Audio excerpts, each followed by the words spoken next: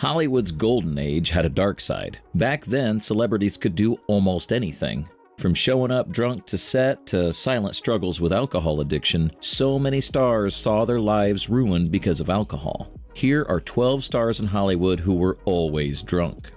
Frank Sinatra grew up in a bar, singing for tips from his parents' customers from when he was 8 years old. He was raised around booze and kept it up his whole life. He'd drink all day, every day, and even on stage. Sinatra and his buddies jokingly called themselves the Olympic drinking team, but his drinking wasn't always fun. He could get mean and aggressive when drunk. And just in case you're wondering just how terrible it was, people say he had clashes with journalists, other crew members, and even his wife after drinking.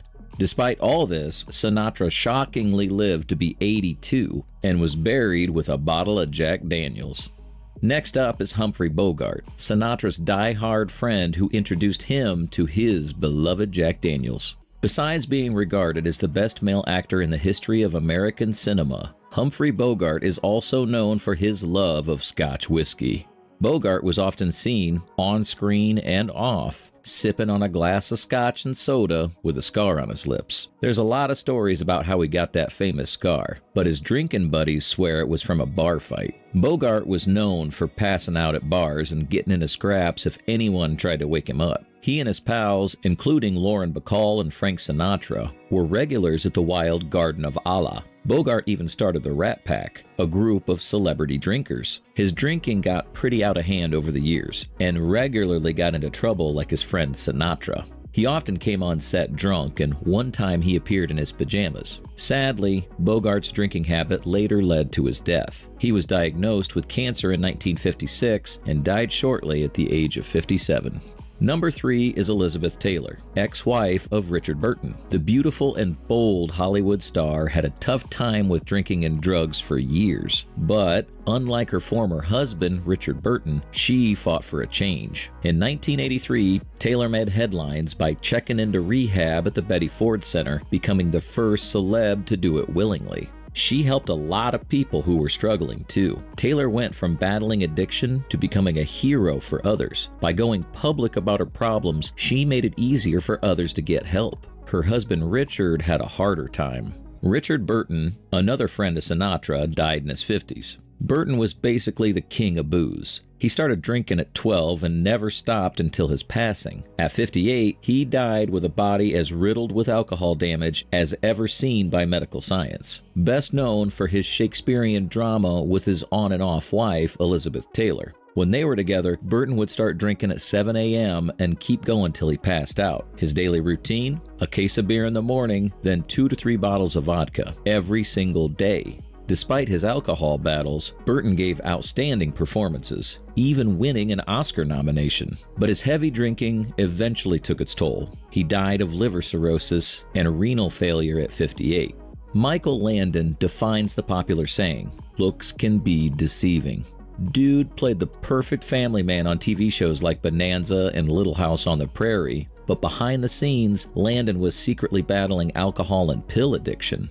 On set, he'd sneak whiskey into his coffee and vodka into other drinks. No one had a clue. Even after filming, he'd hit the neighborhood pub immediately and drink like there's no tomorrow. His TV daughter, Melissa Gilbert, said she had no idea he was sipping vodka from his coffee mug when she was a kid. Landon didn't stop at drinking. He was popping painkillers and smoking 4 packs of unfiltered cigarettes every day. Sadly, all this probably led to the pancreatic cancer that claimed his life at 54. Unlike Michael Landon, Oliver Reed never hid his drinking. Guy was really loud and proud about it. Reed was a famous actor, known for his beautiful blue eyes, facial scars, and killer acting moves. He was in over 120 films, including some big ones like The Three Musketeers and Gladiator.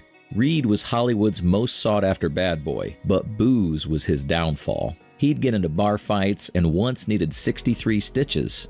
Even when Ridley Scott gave him a role in Gladiator, it came with a no-drinking rule, which he flouted. One evening, Reed had a massive drinking binge in Malta during Gladiator filming. He downed 8 beers, 3 rums, and tons of whiskey shots and died of a heart attack shortly after. It was truly tragic.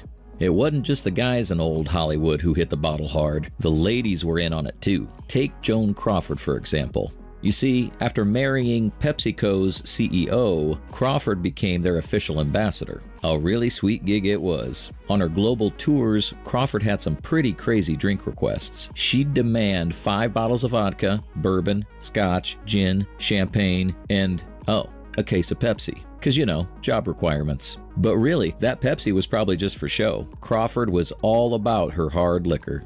Moving on, Jan Michael Vincent was a Hollywood heartthrob, popular for his good looks and starring role in Airwolf. His career started like a fairy tale when a film scout spotted him in the National Guard. Vincent quickly rose to fame, working with big names like John Wayne and Charles Bronson.